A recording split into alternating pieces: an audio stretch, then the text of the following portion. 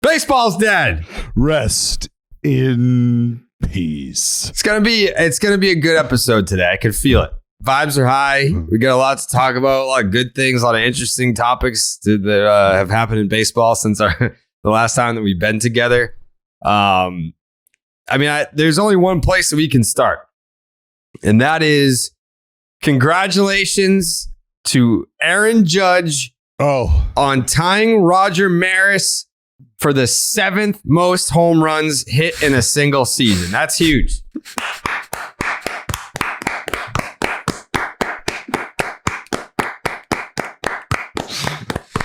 Number 7, baby. Number 7. What? What? That's what he did. I'm not debating that at all. Yeah, you're right. He did. Yep. There's still some season left, and yes, the projections, Jared, have this being his record and his record alone, meaning the American League home run record and the Yankee franchise record. Yeah, that's cool. That's cool. So didn't we have this discussion a few weeks ago about what do people care about more, Judge's pursuit of 61 or Pujols' pursuit of 700? I think it's undeniably, like, the reaction on Twitter was, the coverage in terms of like the media dick suckage, it was definitely Judge. But in terms of what fans cared about more, the reaction for Pujols 700 was way more of a pop than 61. Well, not only the reaction, but the reaction amongst players as well, current and former. Like that more people cared about Pujols 700. Well, yes. He hasn't even. Judge hasn't even broken the record yet. Tied it. We're just talking about pursuit, and it's not like it's not about care more. I think it's about what is valued, maybe, like in the grand scheme of things, like in the baseball pantheon. Like, this is where this sets, right? And so it's like. So it's almost like, well, it's like having children, honestly, and like me trying to tell you how I love them differently, or how I like I can't tell you I love one more than the other. I really can't. I wish, like, that's, I don't know. But that's such a no. Like, you can't. I can't describe. Then you will eventually. Probably, absolutely, yeah, for sure. Someone will fuck up, absolutely. Yeah. But until then, And so it's a different kind of respect. It's a different kind of appreciation for the milestones, because there's players who feel very strongly, current and former, about the steroid era. And we can get into whether or not they're coming to terms with the fact that it was a level playing field ultimately, if that era consisted of guys on the mound, guys in the box, and the rebuttal to that is always, well, I wasn't, and I get it. Like, I'm part A. I'm with you. I get it, but that is what it is. And so the appreciation for what Pujols has done is, that's a different animal. Yeah, and I was telling Jake before we went on here, I just can't fucking look at Twitter anymore. Like, at least like the replies. There are so many alarmingly stupid fucking people on the internet, which is not news. Everyone knows that there are a lot of dumb people out there.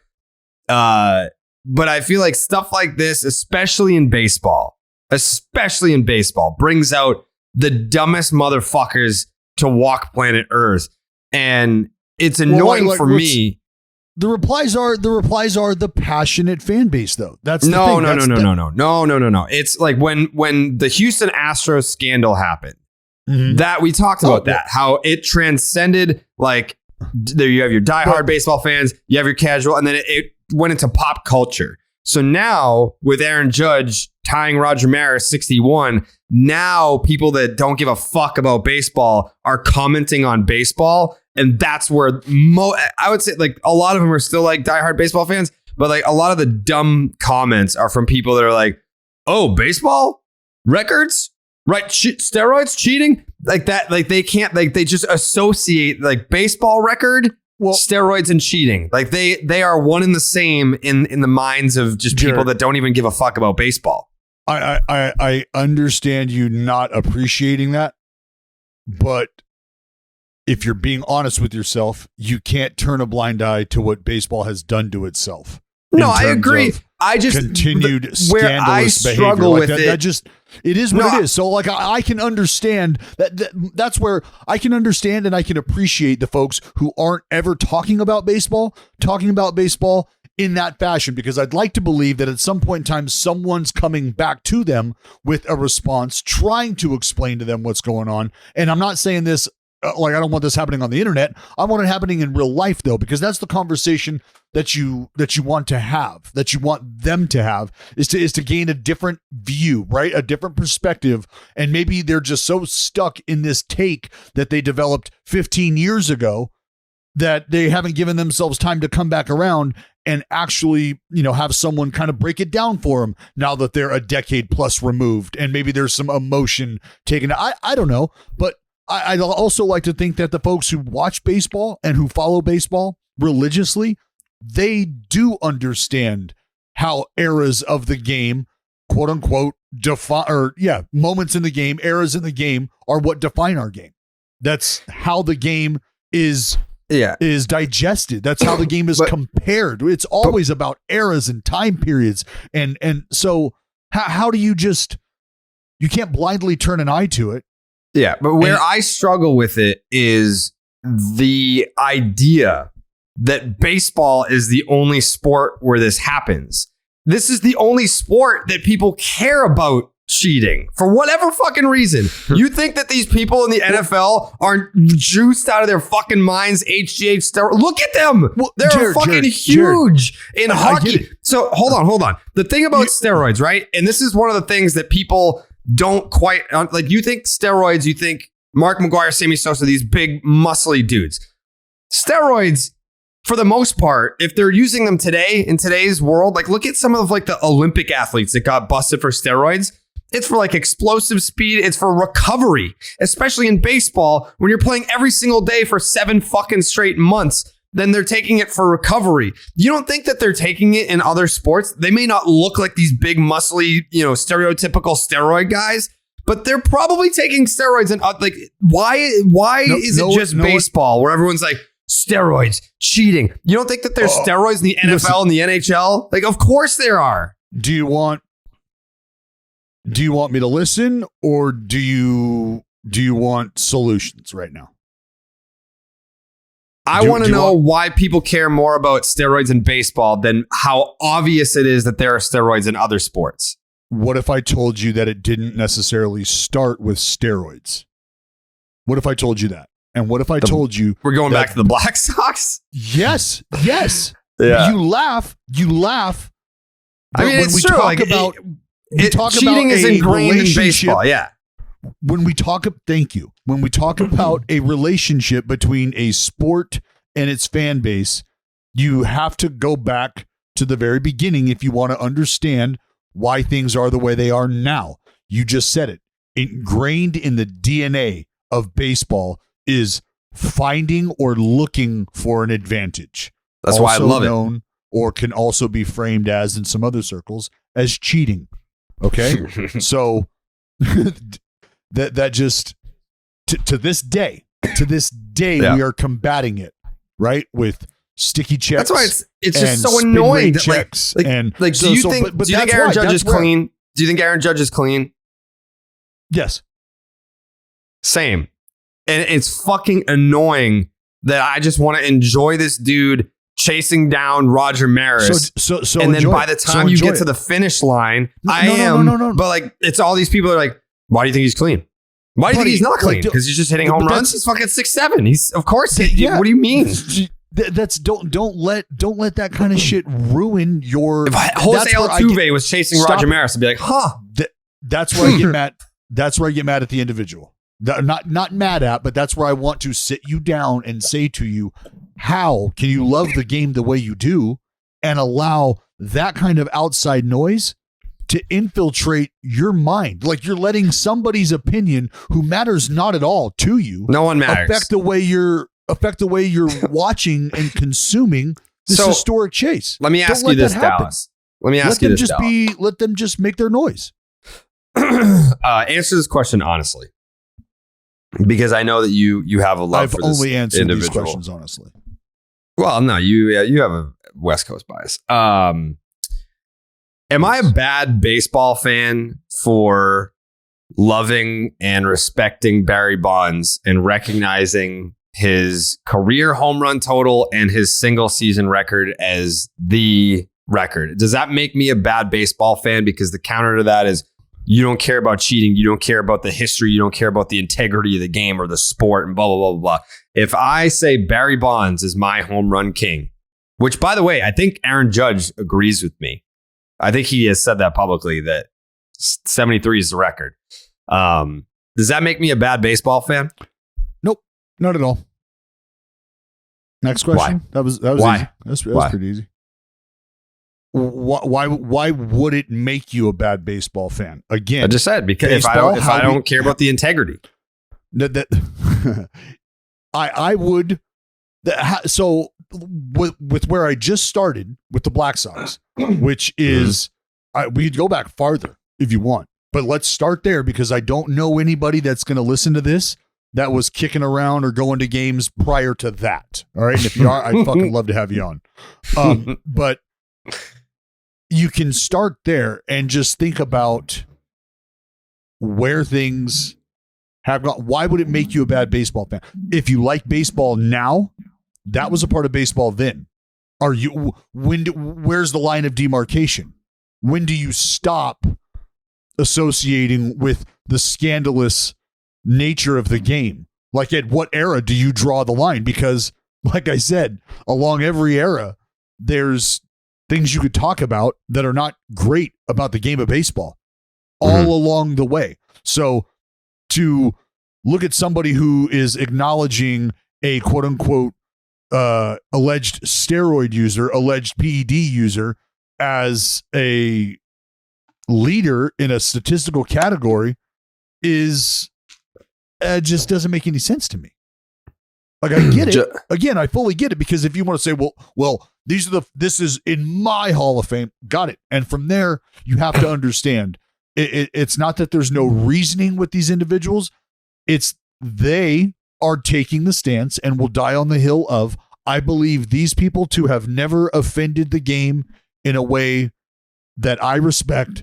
So that's who I'm considering for my hallowed hall. And fans do that all over sports. The problem with baseball is the Hall of Fame has actively taken a role in choosing which stories they want to tell. And that is horseshit. Yeah. Joe, where do you fall on this? Big Barry? Yeah, just like in general, like it to the question of people being like, if Aaron Judge hits 62, then he's the home run king because anyone who hit more than 61 in baseball history is taking steroids, allegedly. To a certain extent, I agree with that. I don't mean I don't want to say Barry Bonds isn't the home run king because he's hit the most home runs, but I think it's pretty obvious. If you don't, you're wrong. If he didn't take steroids, he wouldn't have hit 73 home runs in a season. He wouldn't probably have the most home runs in history. And I think that's pretty obvious. You think that's not true? Barry Bonds never took steroids. You think he hits 73 home runs in a year? There's no way. The best bat to ball skill and he didn't even take the good combination. Shit. He didn't take the good shit? The game has ever seen. Why before there's like an obvious day you can basically look at the pictures, there's a day where he started taking steroids. Why didn't he hit anywhere close to 73 before he took them? He didn't swing as hard. He was saving. Joe, there's levels to this game, Joe. There's levels to this game. Yeah. Think about it. He had to have gotten better and better and better because the pitches he saw became less and less and less. They became fewer and fewer. So, there's no medicine you're taking that's helping you get to those pitches. and see those pitches, identify those pitches. But when he hits the ball and you're like twice as strong, obviously that's going to make it go further. Your chances of hitting a home run obviously go up dramatically. Bay Area, you could factor in weather. I mean, there's a lot. There's a lot of It's people just- that took steroids that didn't hit 73 home runs in the season. There's a lot. Barry Actually, Bonds nobody. is the best steroid user of all time. Hundreds Is he of the- Major League Baseball players took steroids. Only 2 of them hit 70 home runs in a year. 2. Like, people think that you just stick a needle in your ass and start socking dingers. Like, that's just not what happens. You still have to be good at baseball. No one's saying Barry Bonds isn't good at baseball. It's Yeah.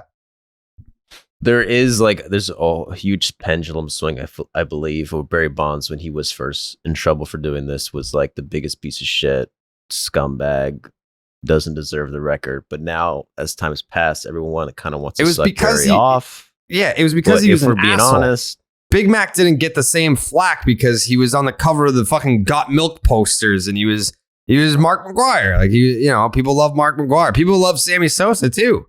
Like, I don't know.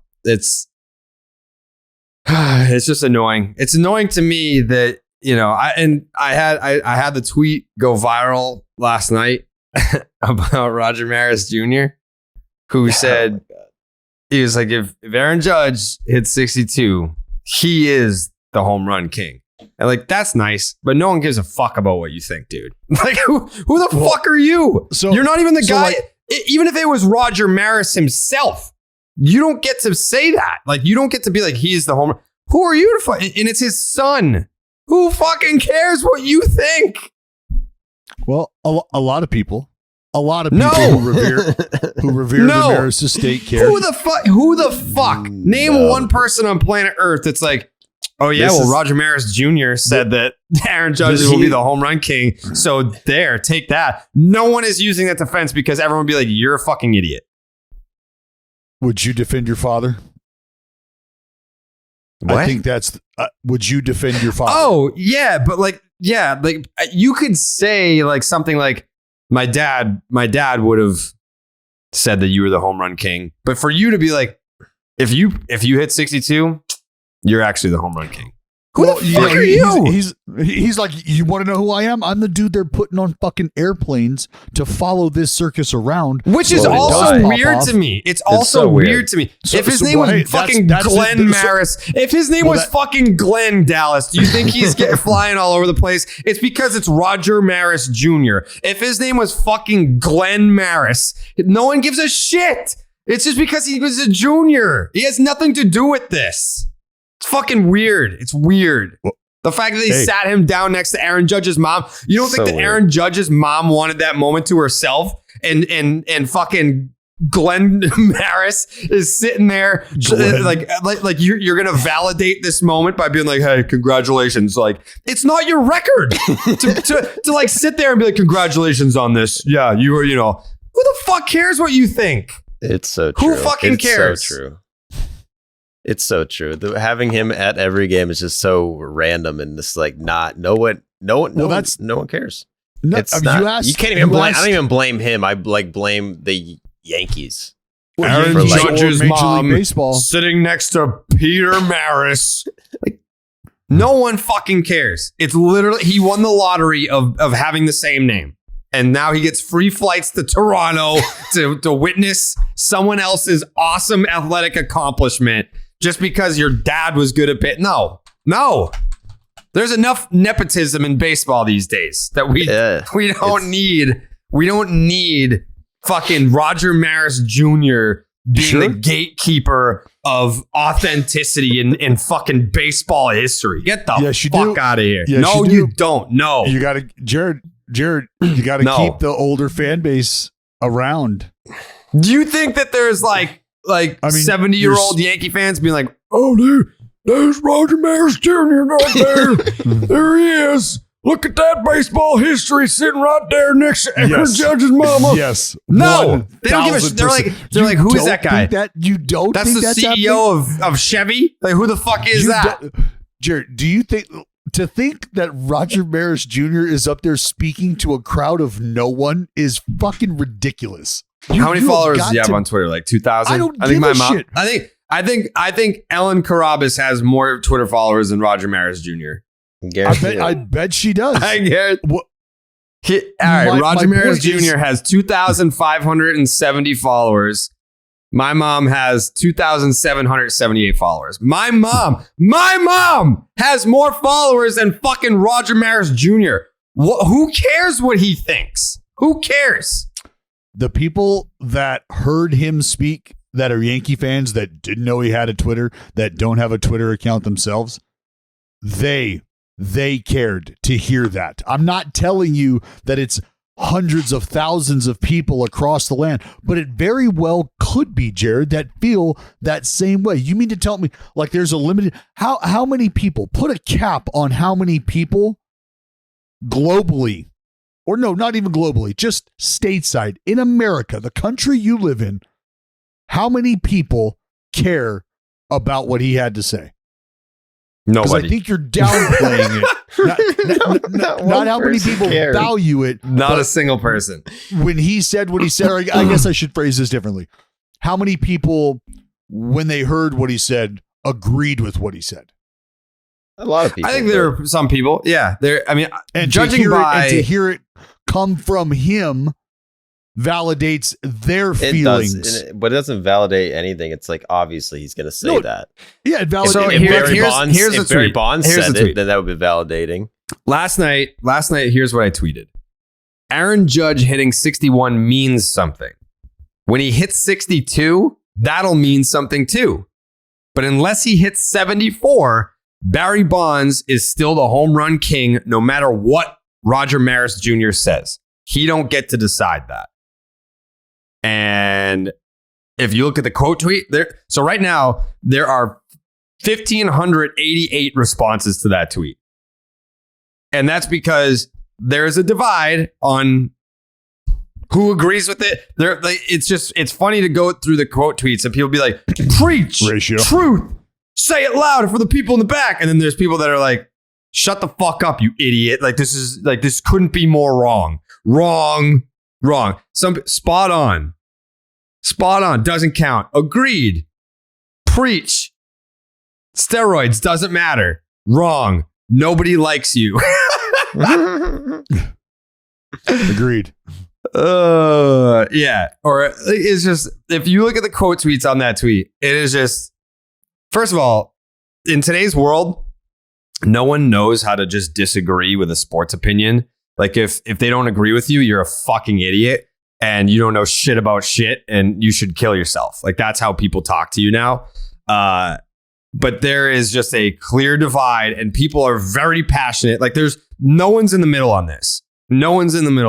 It's either you are over here being like, yeah, Barry's the home run king, or it's fuck you, fuck steroids, die in a car fire. Like that's basically what people feel like. I feel like I'm kind of in the middle, personally. Well, explain that. Explain the limbo. I could kind of see how.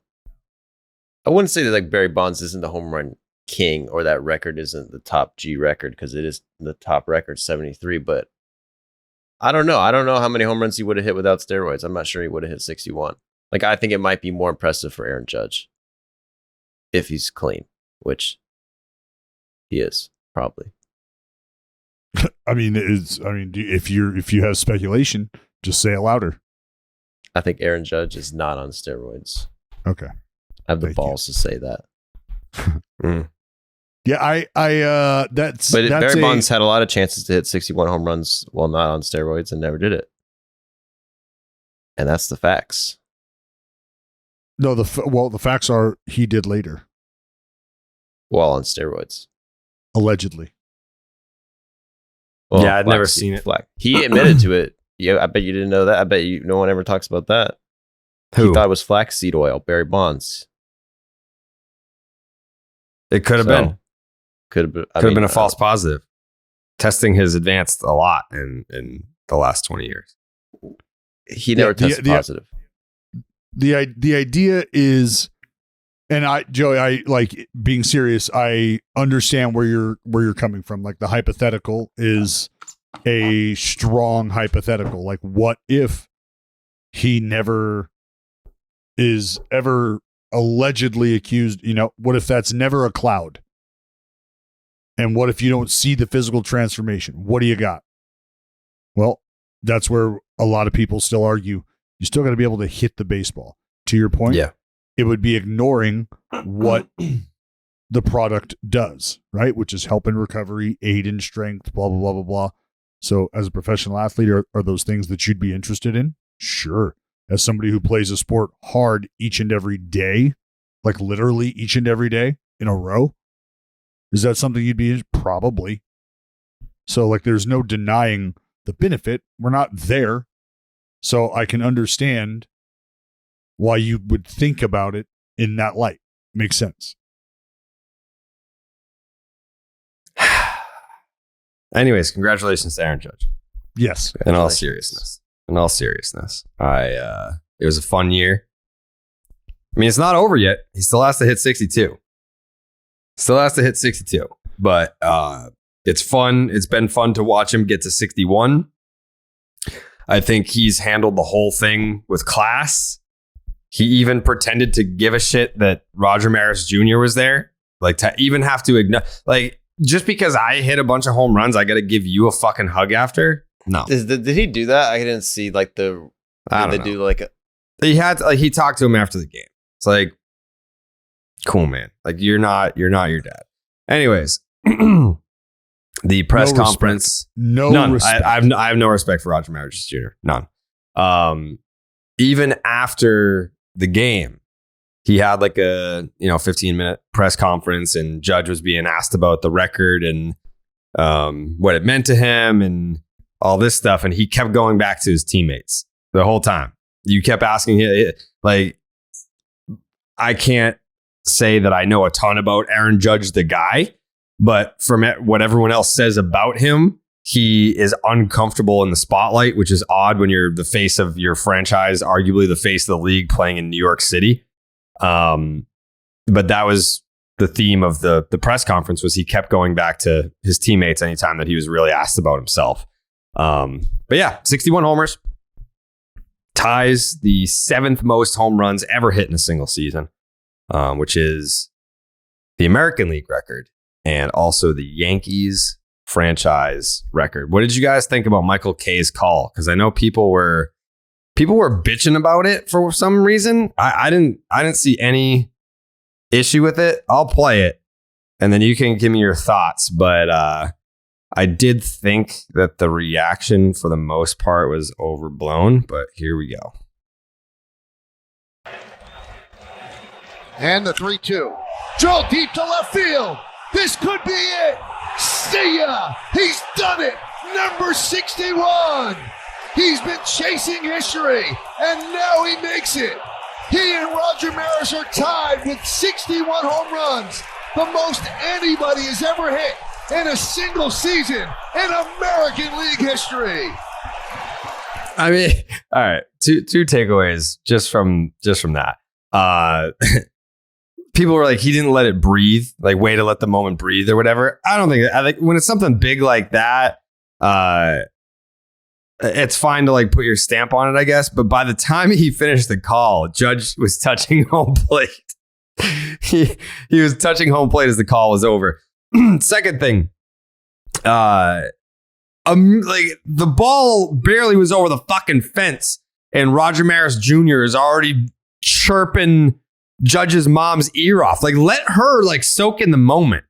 Like, she don't need to hear from you right away. The ball's he's still like rounding first base. She's probably thinking of like all those times that I took Aaron to Little League practice and like picked him up from school so that we could go to the batting cages. And here's fucking Roger Maris Jr. being like, my daddy did that. My daddy did the same day. I remember when my daddy did that. Shut the fuck up. Let me enjoy the moment. You asshole. Shut up. I feel bad for Judge's mom. I really do. Like, there's no way that it was her idea to sit next to him for that fucking game. Bro, no chance. You fucking hate Roger Maris Jr. Hate him. I have never felt the disdain so strong from you for another human. I mean, yeah. Good Lord. Are you sure? Again, You've lived through the Pablo era, Garrett Cole. This is another level of, and I mean, and you're defending a Yankee here, and that's what's. Well, he's a Red Sox at heart. That's a whole nother conversation. Mm-hmm. Just the idea that it's. I mean, yes, I have to agree. I can't disagree with that.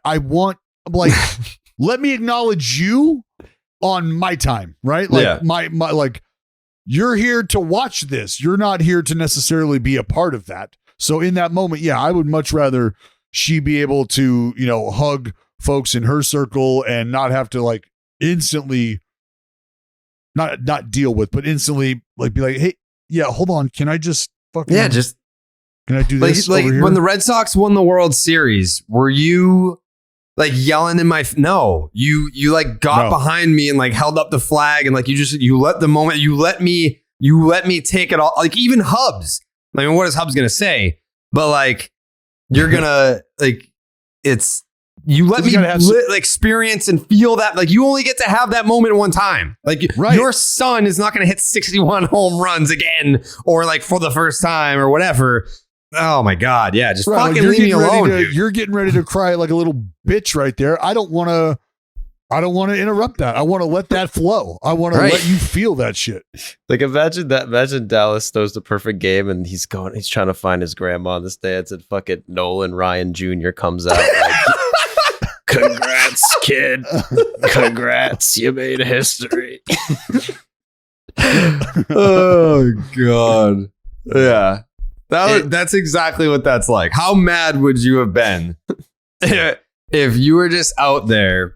You know what's funny about that? What? That did happen? No, that didn't happen. But I noticed this because I've watched the last, like I see the ending played back, like me walking over to my grandma. I don't even. Like I'm hugging people. People are hugging me. I don't even really break stride. I don't even look at them. I'm just boom, gone straight to my grandma. Mm-hmm. So you just get fucking like, nope. Roger Maris Jr. Senior year. Good job. Dude, my dad loved perfect games. Man, yeah, that's tough. That's tough. But again, the Maris family, a big part of baseball history. So that's like the part of because they fucking insert themselves. What do you mean they're not? What do you mean they're not? Their dad is. Oh well, what you think it just dies with it? Do you know what an estate is? Right? Like that's why there's museums and shit. That's why there's people that are appreciated. Yeah, because it matters. Hey, Dallas, it matters to the culture. It's Sandy Koufax Jr. Just wanted to say congrats on your perfect game. It was marvelous to watch. That'd be ridiculous. That'd be great. I guess. But Sandy Koufax is still alive. People don't realize that. Sandy Koufax is still kicking around. He just makes his appearances special instead of fucking Roger Maris Jr. Like the fact that Roger Maris Jr. has all this shit to talk about Barry when there's so many pictures of him basically sucking on Mark Maguire's balls. Like what is like the whole thing with that chase? And he's like, yeah, Big Mac. There's literal pictures of him hugging him. That's like literally what I didn't see it live. I was not even 1 year old, but watching the documentary, the first thing Mark Maguire does is Roger Maris Jr. comes on the field. It's like the first person. It's crazy. This is 30 years later, and he's back. And when Big Mac has to confess to using PEDs, the fact that he has to go on television and apologize to Roger Maris Jr. Dude, I mean, what a life! What a life! You just get to live the life of a guy that hit 61 home runs, but you didn't do shit. You didn't hit one.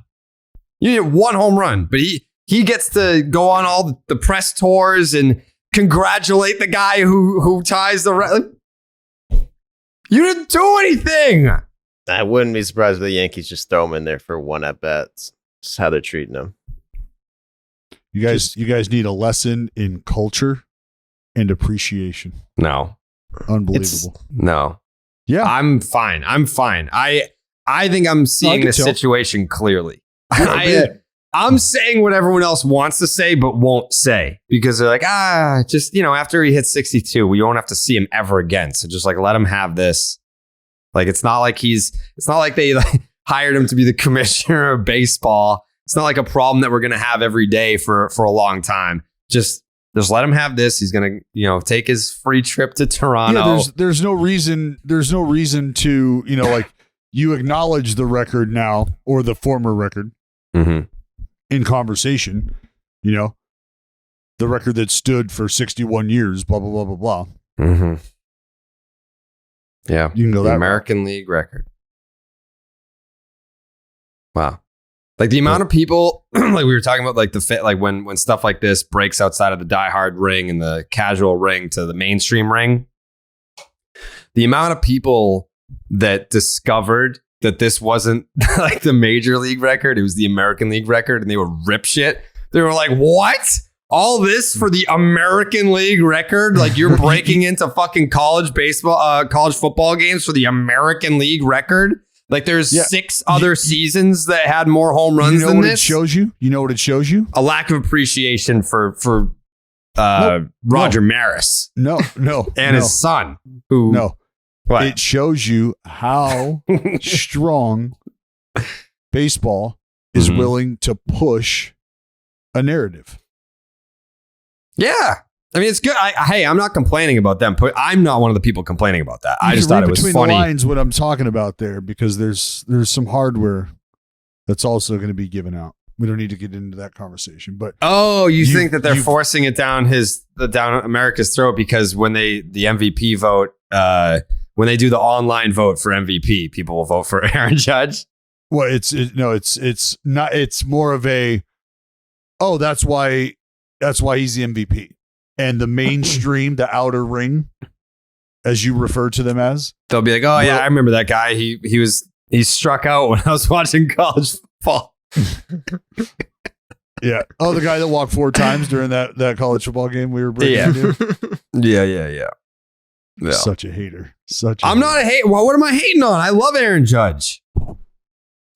I was like the first guy outside of the Bronx to be like, Aaron Judge is the guy. I crowned his ass. Yes, I did. Yes, you were. Everyone else in the Bronx was like, this is the guy, yo. This is him. Bada boom. We were there. All rise. Yeah. They were saying that. And I was one of the first people outside of that dog and pony show to be like, you know what? I believe it. I believe the hype. 2017 home run derby. I was like, that's the guy. Judge. You believe in Aaron Judge. Yep. I do. So, yeah, we'll see. We'll see how that all pans out. We'll see what number he ends up on. We'll see if we ever have to see Roger Maris Jr. ever again. I hope not. Shout out Linden, California. 209, stand up. We now hold the American League home run record. Soon to be, I should say, because it's tied for now. If you're listening to this on Thursday, it's a now thing, but very soon it'll be the 209 and the 209s alone. People are still tweeting at me. This fucking person, where congressional correspondent and anchor, like politicians are tweeting at me. How about all of us baseball fans who know Judge accomplished this fair and square? We know. You don't fucking know that. I'm not saying that he did anything. I don't think he did, but you don't fucking know that. Imagine being the one person that was like, yeah, well, they used to use greenies back in the day, but at least Big Mac is doing it fair and square. He's on the got milk poster. It's obviously he drinks a fuck ton of milk and the calcium is just leading to all these home runs. Duh. You don't get it. Harder bones in the hands. Yeah. The bat hard. Yeah. The NFL action is in full swing here at DraftKings Sportsbook, an official sports betting partner of the NFL. We're talking touchdowns, big plays, and even bigger wins. And new customers can bet just $5 on any NFL team to win and get $200 in free bets if they do. If that's not enough, everyone can boost their winnings with DraftKings stepped up same game parlays. Right now, for every leg that you add, you can boost your winnings up to 100% with bigger payouts than ever. Why would you bet on football anywhere else? To make things even sweeter, you can throw down on stepped up same game parlays once per game all season long. Download the DraftKings Sportsbook app right now. Use the promo code Jared, Jared, to get $200 in free bets if your team wins when you place a $5 bet on any football game. That is promo code Jared, only at DraftKings Sportsbook, an official sports betting partner of the NFL. Minimum age and eligibility restrictions apply. See the show notes for details. Any other thoughts on that, Joe? You got anything? No, that's an hour on fucking Roger Maris Jr. Well, he's an asshole. Well, I hope you got it off your chest. I mean, I'm sure I'll have more takes. I'm sure I'll have more takes after this. Can't wait. Can't wait for you to keep him going. Yeah. I just I needed to use this platform to get those takes out because for whatever reason, I don't know if you're seeing this too, if anyone else here can agree. This season has been the worst in terms of like tongue-in-cheek, sarcastic, clearly joking tweets being taken seriously. Like the number of times that these old takes it's a societal issue, Jared. People are looking to get offended. You just need to know that social media. You got to understand. That's why I said you want to look at the internet and shit. A lot of stuff gets lost in translation, texting. How many times does the tone get lost? Right? Like it just. But when you establish yourself for years as like someone that's tongue in cheek, like I'm tweeting things. Yeah, I guess. But yeah, like just the number of tweets this year that people have been like, look at this fucking idiot. What, like another wrong take. Like, no. When I tweeted last night, I guess congratulations to Aaron Judge on his 60 home run season. And then like read between the lines. I'm saying, hey, it's been a long time since he hit the last one. Like, let's get the ball rolling here. Right. And then, oh, you idiot. You really thought he was going to hit 60? You fucking idiot. This got 6 games left. And it's like, well, you're throwing that out there. You're I am saying that. I'm testing the waters to be like, are we still stupid? Are we still stupid? We are? Okay, all right. Just making sure you're all fucking idiots. If you're dangling your fucking foot in the water to see if there's piranhas and you pull up a fucking stump. A nub. Then what are you? Yeah. You're the idiot. I'm the idiot for thinking that more people would be smart on the internet. I am an idiot for thinking that. You got to just not do that to yourself. I'm out on that.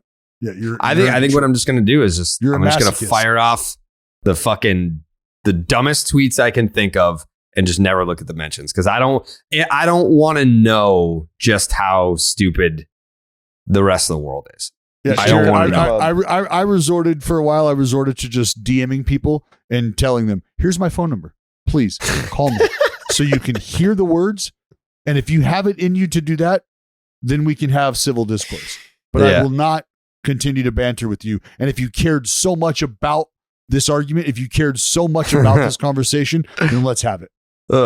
People, oh man, people are just angry online these days. For sure. You can't even talk about sports. There was like a very nice, I'm not saying attractive.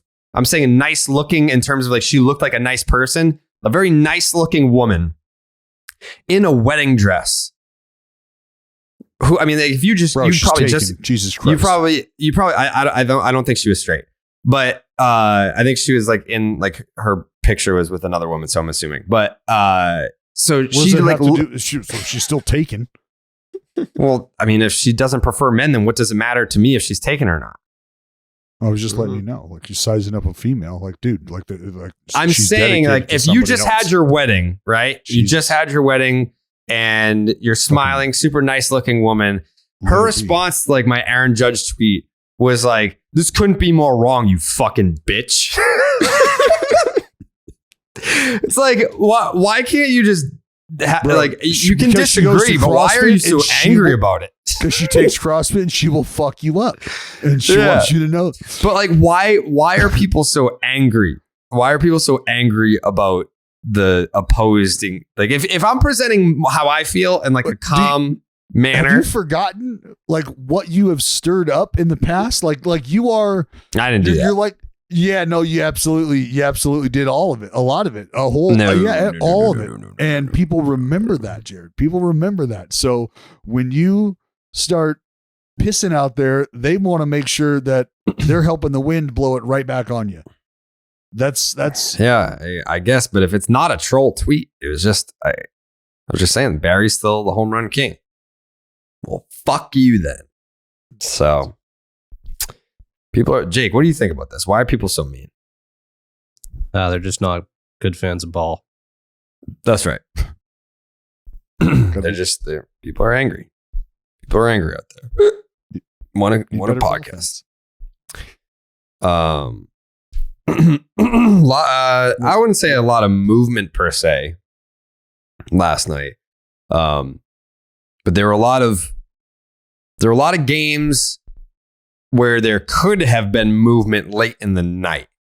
Like you had a lot of tight ball games, a lot of tie ball, some extra innings last night. So we're looking at it. I don't know. This is probably just after the 61 happened. The Braves were tied in extras. The Mets were tied in extras. The Cubs, I think, had a 2-run lead over the Phillies in the 8th. And then you had a 2-1 ball game, Milwaukee against the Cardinals. And then Seattle was battling with the Rangers. They're still trying to. So then the end result ends up being America's team, W. Their magic number down to 3 coming into play today, which is what, Thursday? Their magic number is down to 3. Phillies lose. Milwaukee pulled away. Big 8th inning for them. They win. So now they're only a half game back, which really they're a game and a half back. They're a half game back, but the Phillies hold the tiebreaker. So if the Brewers are going to get that third wild card spot, then they're going to have to, they can't tie. They're going to have a 1-game lead. So they're a half game back, but they're really a game and a half back. The Braves, Joseph, got walked off by the Nats of all teams. And then the Mets walked off the Marlins in extra innings. So it would have been nice. It would have been nice to go into this weekend, and it can still happen. With the Braves and the Mets tied, can still happen.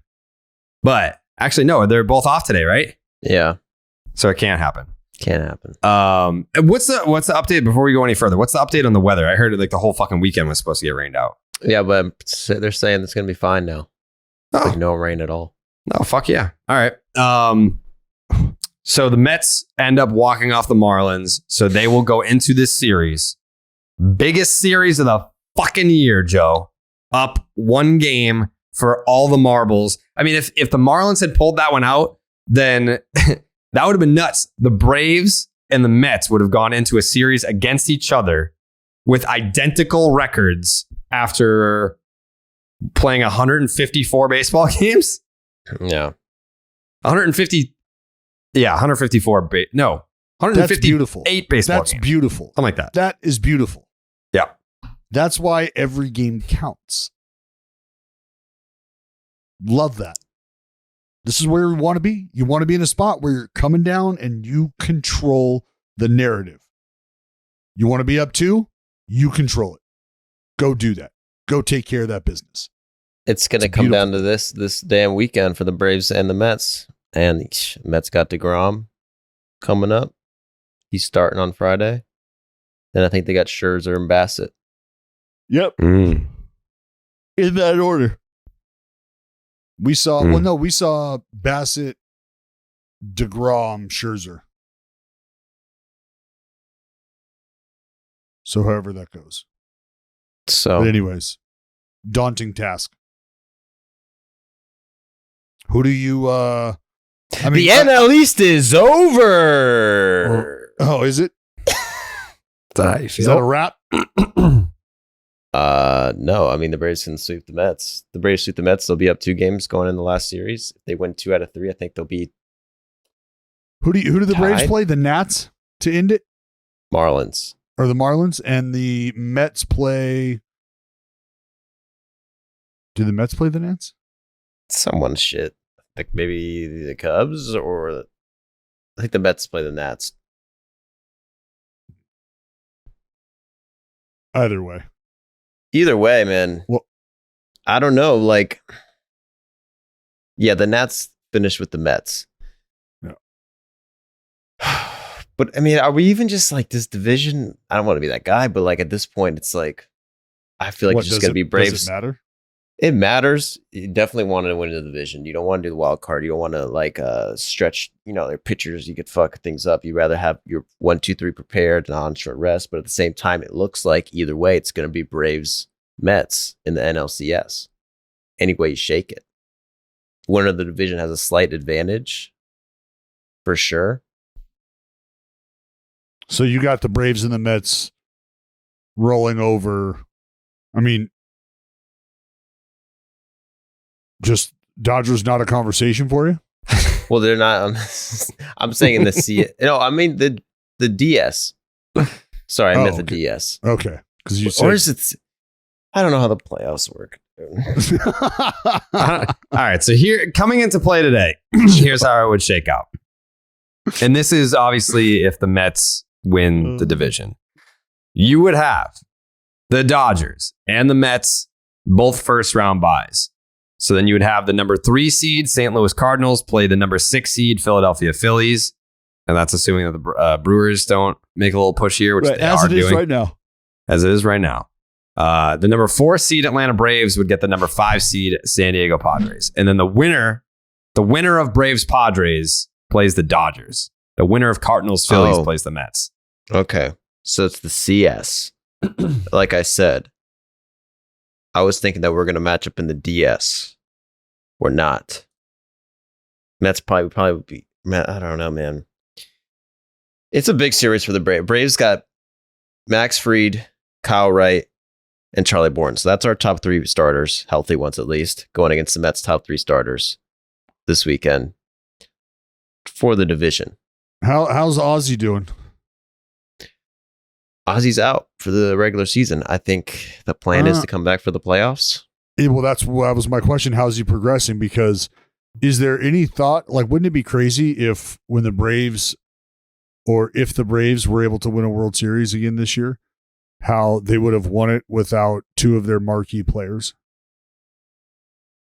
Yeah, it would be insane. I mean, the Braves rookies this year have more WAR than the A's, than the Tigers. This seems targeted. Than the right Nationals. You sure you want to have this conversation? That's fine. Okay. The Braves rookies have more WAR than 3 teams. All right. I mean, it could have just been 2 teams. You could have left a team out. I think we just had to be journalistic there. 3 tells the story. You're right. I think. Well, that's where the Braves. That's where the Braves.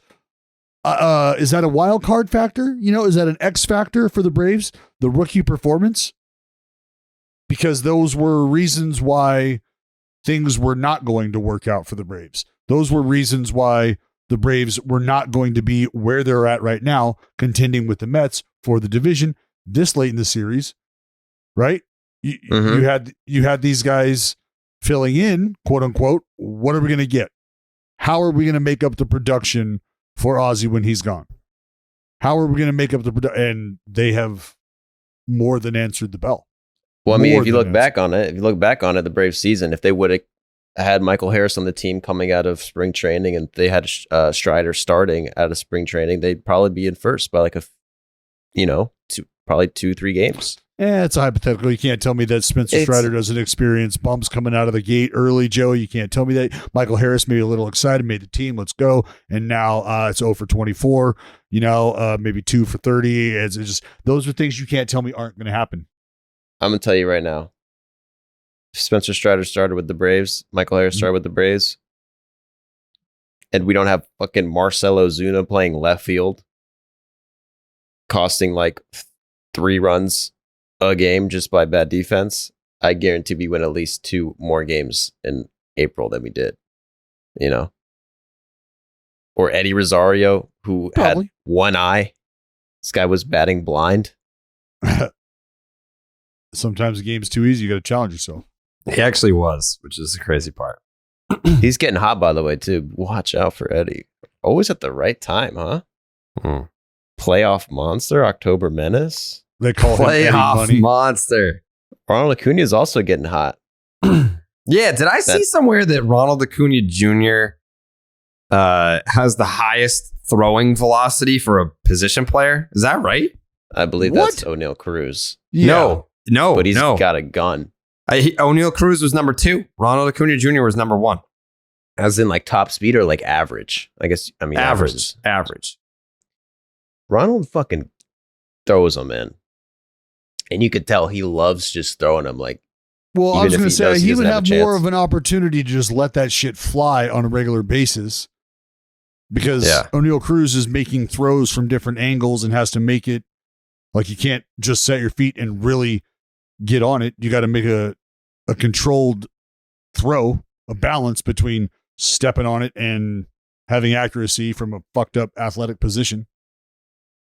I don't like that. Bias. well, how important do you think that winning the division is for the Mets or the Braves?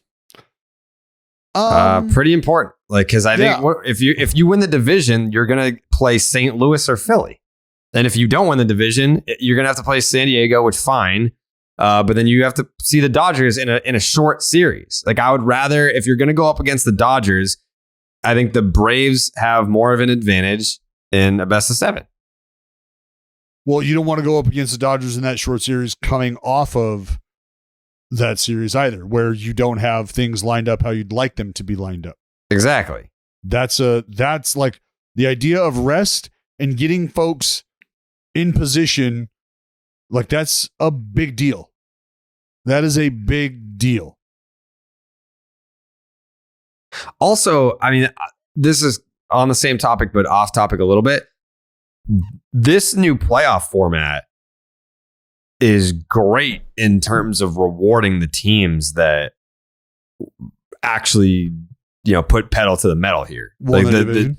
yeah, like not just winning the division, but like best record in the league type shit.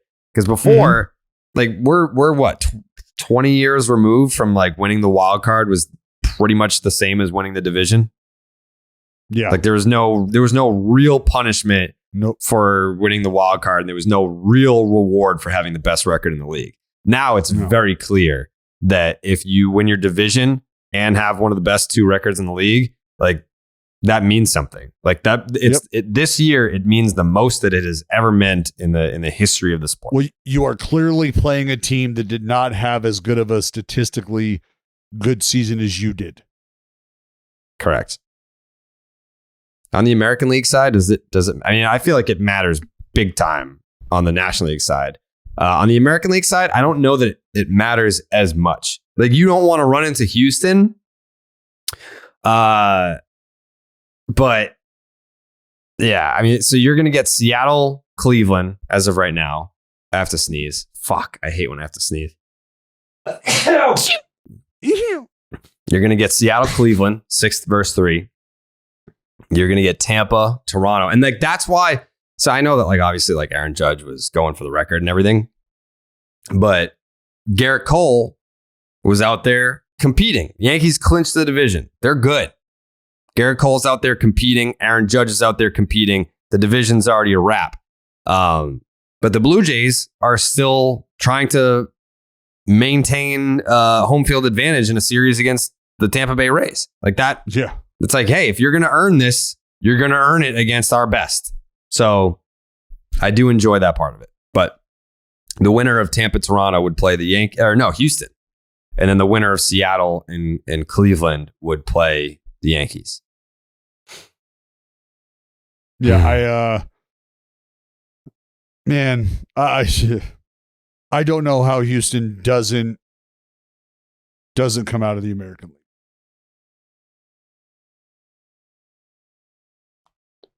They're for me, they're the deepest team, arms wise, lineup wise. Like, they're nothing to be foxed with. They check every box. Mm-hmm. And they check probably the most dangerous and underappreciated box. They've been there and they've done that. Like, not only do they have the best bullpen, the deepest lineup, I wouldn't say maybe the best lineup, but like the deepest lineup. And their rotation's nasty. They got fucking arms for like a playoff rotation is going to be 1, 2, 3, and then your swingman 4. Like, they have options for days. So Yeah, they sure do. yeah, they have ways to beat you that you haven't even thought of yet. But that's not to write off any of these other teams. But the Houston Astros I mean, are number one seed for a reason. You know what's crazy is there's two places, and the Oakland A's could very well see the Seattle Mariners clinch their playoff berth for the first time in 20 years. We could, I could very well be there for that, especially if they win today. Then they'll only be 2 games away from locking it up. So that's a very real possibility. That place, as we've talked about all season long, will go apeshit. That place, the roof will fucking blow. And they can, I mean, it's retractable. They can choose to remove it. But the fans will just straight up blow the motherfucker off themselves. Mm. And that's what that vibe is going to be like. Kind of like what that vibe will be like in Toronto. So, in that regard, those two things, those matter, I think, in the American League, with those two places specifically. Because Tampa, you want to believe, you want to say that that things could get loud, but I just don't know, comparatively speaking, with those other two, that there's much of a contest.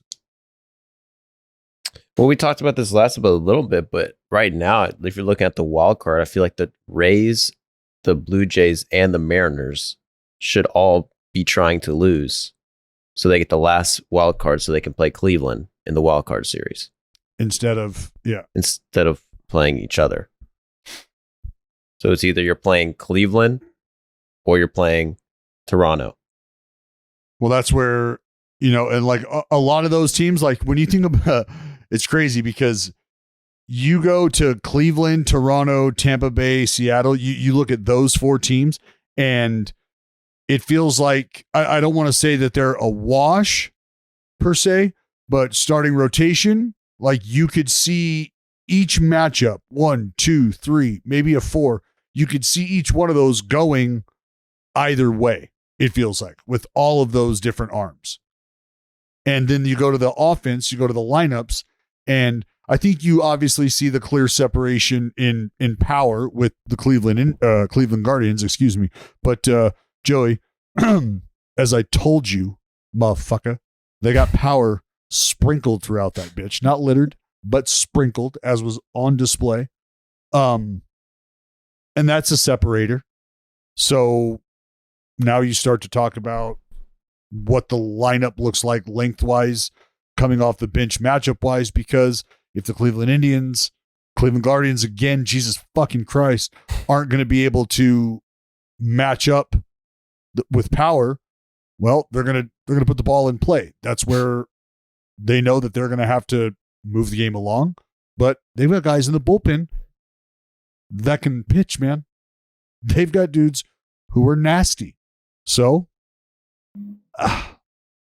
it becomes, that's where the guys on the mound separate.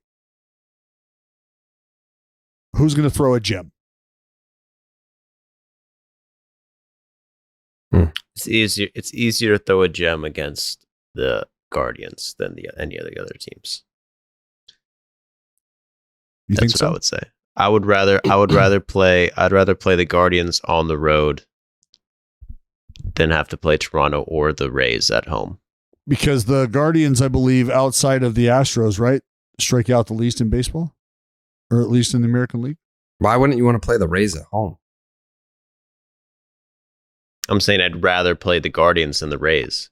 Even if I have the Rays in a home series, I'd rather go on the road in that hostile Cleveland atmosphere. They're fired up in Ohio. OH, even with that passion, and that's a scrappy bunch over there in Cleveland. No disrespect. I just feel like if you're the Mariners, or the Blue Jays or the Rays, you'd rather play Cleveland than any other team. So you're just shitting all over Shane Bieber, Tristan McKenzie, like these guys. Mm-hmm. Yeah. Wow. I am. It's tough. And It's tough to see. They have no it's one tough to no hear. one- They should have practiced more. They should have practiced more.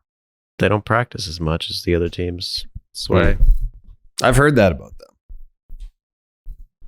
which is Jared, unfortunate. what is your outlook on those 4 teams? Those 4 teams, I mean, those 4 teams are very, very similar.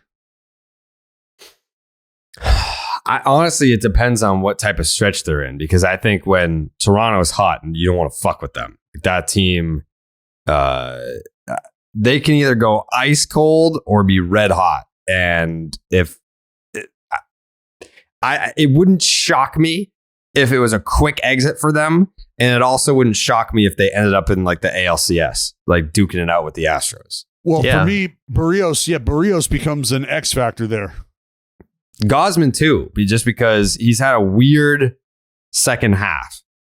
But you know what he's capable of.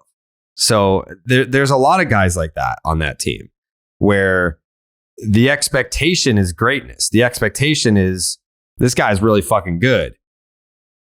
But then if that individual goes MIA, then that's really detrimental to the team. So, yeah, I wouldn't label the Blue Jays an X factor because like they're not sneaky. Like I think if the ALCS did end up, is that even possible? What? No, the ALCS can't be Toronto, Houston. Yeah, so if Toronto beats Tampa, then they would end up playing Houston in the division series.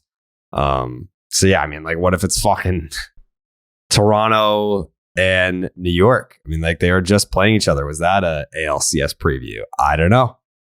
Could be, but Yeah, I mean the Blue Jays lineup is a lineup that has power littered all throughout it, Joseph. And should that lineup get hot, I mean, power quite literally starts at the top and just trickles on down. That's a lineup that could do some fucking damage. Shit, I mean, they're the team every single person picked to win the World Series. Same players on the team. They are the definition of a wild card team, man. Yeah, I don't think that they have enough on the mound. They need more pizzazz on the mound. Yeah, just being honest, I don't think they have enough depth on the mound. They've got great arms in the bullpen. Romano, Simber. I don't want to say there's a huge drop off after that, but I think in terms of effectiveness and being able to match up, maybe there's just some stronger options than what the Blue Jays feature at the moment. And again, the fucking what's the kid's name? Mitch White, I think. Right? Well, how old is he? He's a rookie, right? You guys know who I'm talking about? no, The pitcher for the fucking Toronto Blue Jays. he's 27. Okay. Well, I mean, he's 10 years younger than I am. But I said kid because he's a rookie, is he not? Don't know. Yes, he's a rookie. I don't need your fucking confirmation. I know he's Okay. a rookie. But Gosman, you're saying wild card, question mark over his head. Barrios, Same thing. question mark over his head. Mitch White, untested rookie in that scenario. So you've got Manoa, who you know what you're going to get. And Big old balls. Did you see the fucking breakdown of his numbers against all the AL East teams? No, was he just fucking owning them? Domination. Everyone. I love that. God, I love that. Because he understands how important those games within the division are and why you just want to fuck these other teams up. Like oh man, that like those are Like those are. I was going to use it. I'm trying to think of a different phrase. Alek Manoa's numbers against AL East teams so far in his career. This is career, not just this year. A 2.87 ERA in 8 starts against the Orioles, a 1.74 ERA in 5 starts against the Red Sox, a 2.31 ERA in 6 starts against the Yankees, and a 1.42 ERA in 7 starts against the Tampa Bay Rays. Homeboy's going to get AIDS someday. I love that. I love that. Yeah, the phrase I was going to use is it's like a holy war, like a religious war where there's no like this is a belief, there's no end in sight. Like there's no payment that can make this stop. We're not coming to peace here. This ain't happening. That's how division games are. That's how you process those games. Like, no, this is absolutely life and death. We're talking about how important winning division is right here, right now. So for him to perform like that in a hostile division, well, which I guess you could say once was a hostile division. Well, the Orioles, they're nothing to mess with. No, they still got a shot. I love that. I mean, it's an outside shot. It's a very, very, very, very far outside shot, but it's there. Where do they come in today? They 4 out, 4.5. 4.5. 4.5 with what, 6 to go? Yeah. I don't want to completely count them out because I like them, but yeah, you could probably start making plans. Don't give up on these birds. I'm trying not to, man. Don't give up on these birds, and don't give up on Blue Moon. Oh no. Can't do it. Who's doing that? No one's doing that. I mean, well, because it's born in a ballpark, so I don't know if it's like, oh, baseball season's almost over, so we're gonna like switch to something else. Like, don't do that. No. Yeah. The moon comes up every night. Every single night. And baseball and beer go hand in hand, and Blue Moon is the perfect playoffs companion with its bold flavor, bright explosion of color, iconic orange slice ritual, and authentic ballpark roots. In fact, Blue Moon was born in a ballpark at the Sandlot Brewery in Denver, Colorado. From a playoff berth to a world championship, a Blue Moon guarantees a one-of-a-kind beer experience every single time. This weekend, Joseph, you're going to be doing some Blue Moons for Mets Braves, I would imagine. Gonna need a lot. Yeah. Are you nervous? Yeah. I bet you are. I'm scared. Yeah. You seem a little scared today. The big bad Mets, man. They got so much good players. We have so many good players too, though. It's just the battle of the most elite. Yeah. I'm just mad that they lost last night. Braves shouldn't have done that, but yeah. We're on to the next game. You're on the next game. And you'll have a Blue Moon all weekend for Mets Braves. From its refreshing, I'm excited to fucking watch. It's gonna be great. It's gonna be great. From its refreshing flavor with a Valencia orange peel for a subtle sweetness and hints of coriander, Blue Moon Belgian White is a one-of-a-kind beer that's made brighter. It's carefully crafted and full-flavored with refreshing notes and a smooth, creamy finish. Why strike out with the same old beer when you get something that's one of a kind? Best served with a signature orange garnish to showcase its beautiful hazy color. A beer this good only comes around once in a Blue Moon, but you can enjoy it all season long.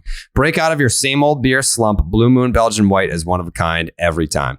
Get Blue Moon Belgian White delivered by visiting get.bluemoonbeer.com/rocket to see your delivery options. That is get.bluemoonbeer.com/rocket. Blue Moon, made brighter. Celebrate responsibly. Blue Moon Brewing Company. Golden Colorado Ale. Okay. This is it. This is it for all the marbles. Like I said earlier, Seattle Mariners beat the Texas Rangers last night to lower their magic number to 3. Pretty much everyone else is it's all wrapped up except for the Phillies and the Brewers. Yeah. The Phillies fans are already like saying we're not making the playoffs. I saw a lot of that on Twitter last night. They hold up. As they sit a half game lead right now. Yes, with holding the tiebreaker. You hate that. You hate that feeling. They hold the tiebreaker. They have a half game lead.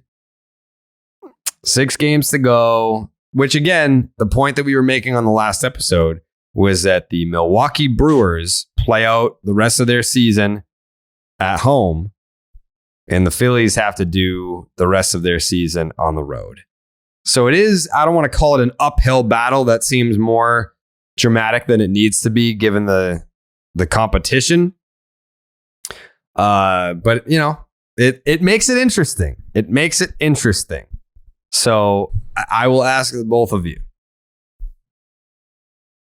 when the season concludes, who's going home and who will hold the third wild card spot? Can my Milwaukee Brewers do it? I'm going to say yes. Do you think the Brew Crew is going to October? I think the Brew Crew can do it. They can do it, but will they do it? I think they can do it. Do you think they can do it, but will they do it? I think they will do it. You think they will do it? I think they will do it. You think the fucking Brew Crew is going to the playoffs? I think they will do it.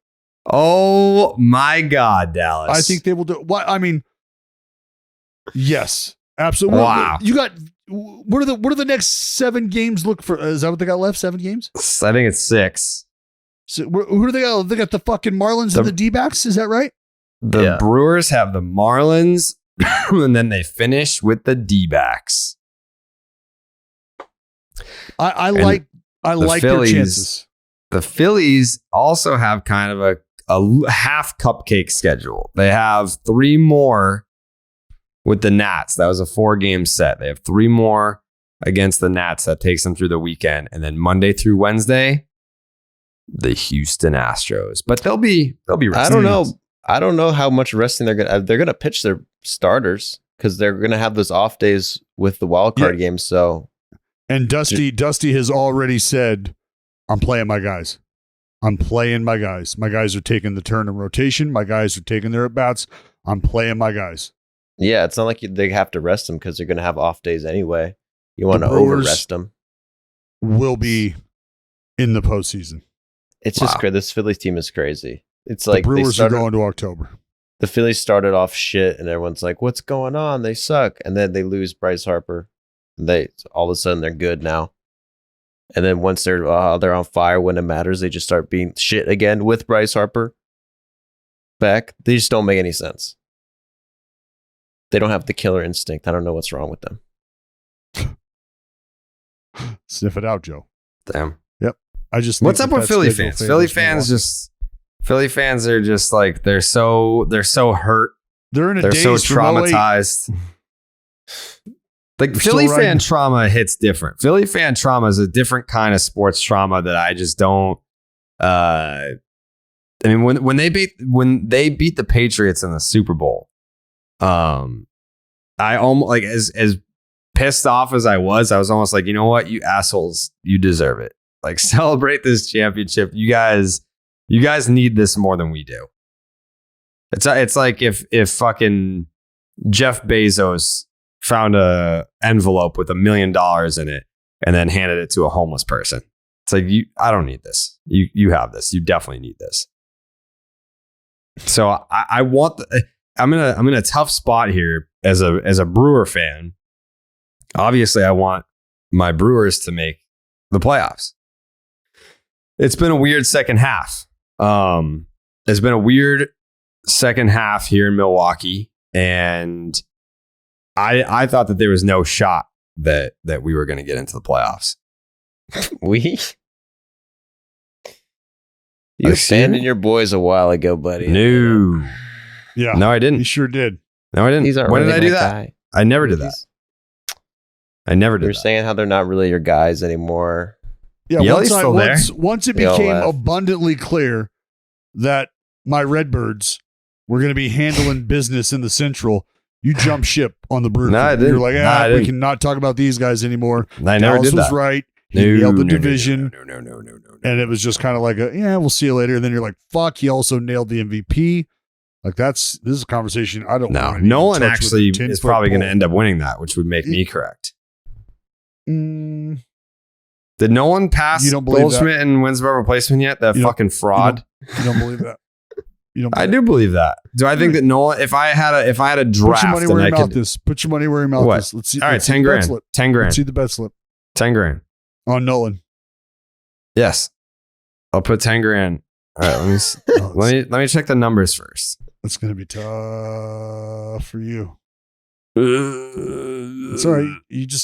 You're able to cash Nolan out on that- Arenado. on that Nolan guard central. Arenado. Nolan Arenado is second in the fucking big leagues in wins above replacement. Cool. Only behind Aaron Judge. No. Yeah. Shohei Ohtani, buddy. No. Mm. No. He has more WAR than Shohei Ohtani. Yeah, probably. Shohei's not even good, dude.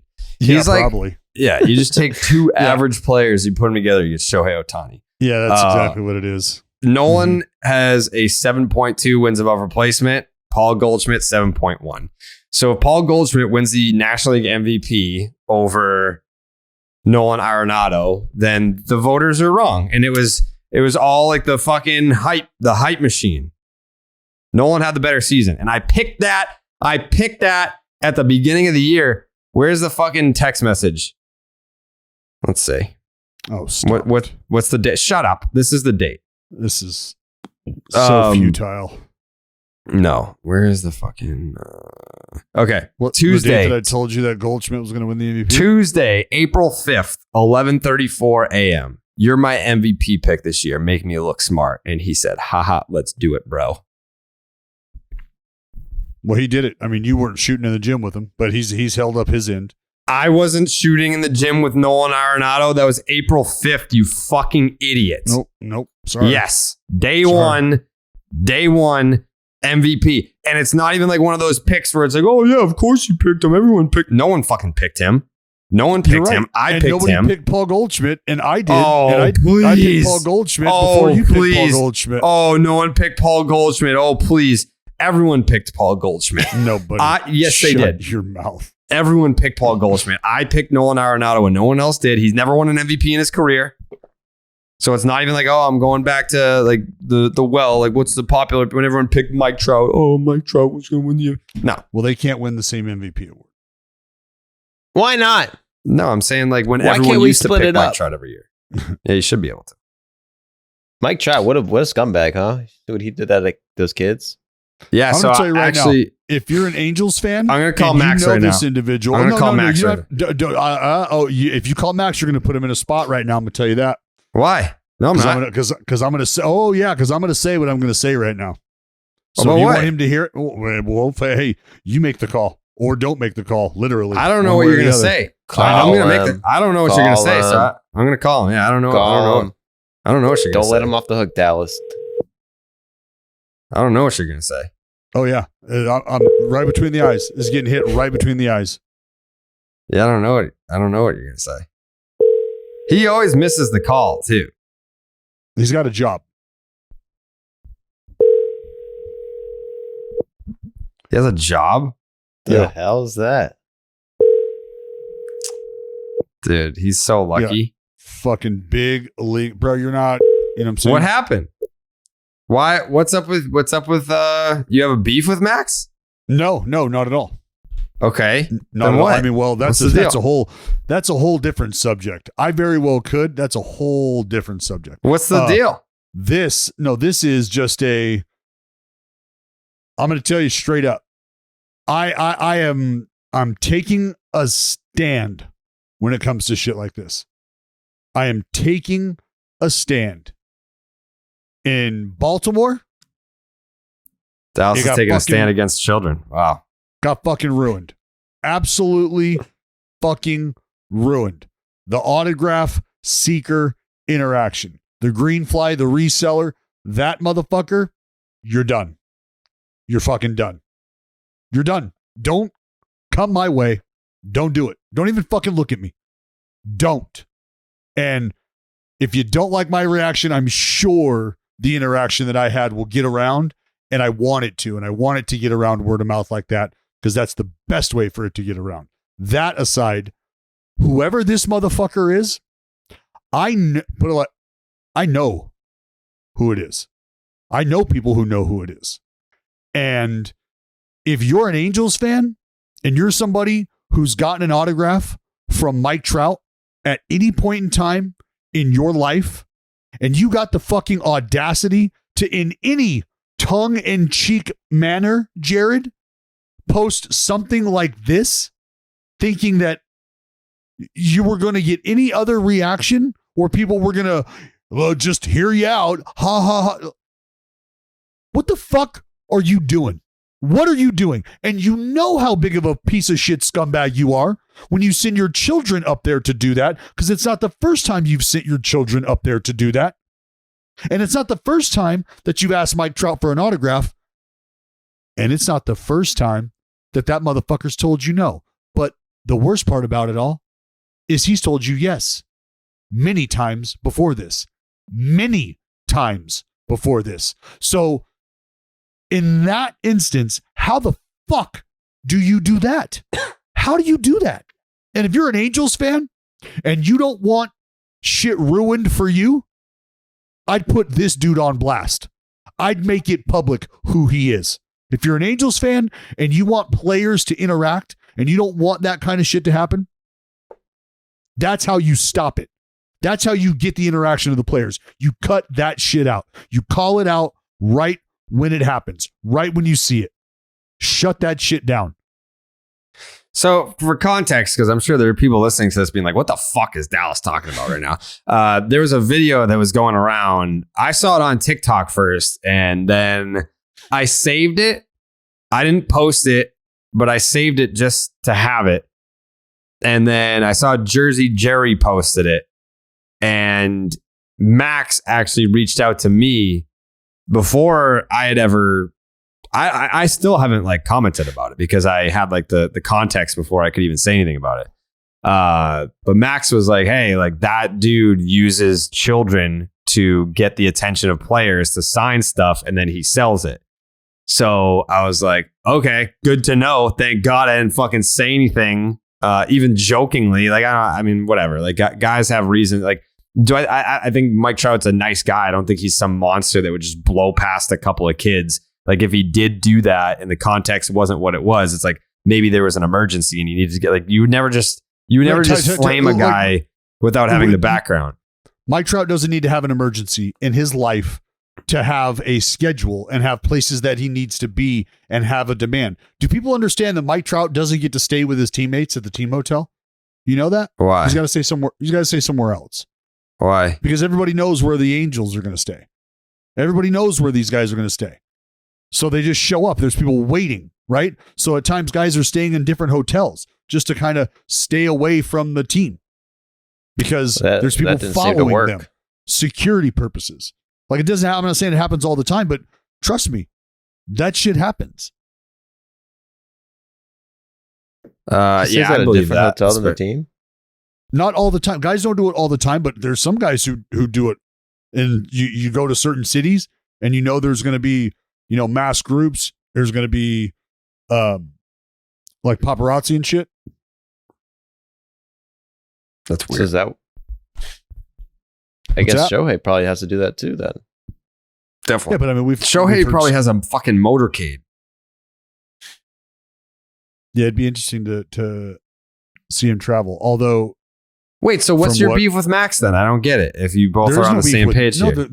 I was just going to say, so you kind of put it out there that Max knows who the guy is and Max knows what this guy's about. So yeah, I would he gave me the context. I'd be telling Max right here, right now, like if you ever thought you were ever going to be like doing content with guys or doing shit like this, like, and you want this to stop and you truly do believe that it's fucked up that it happens, put him on blast.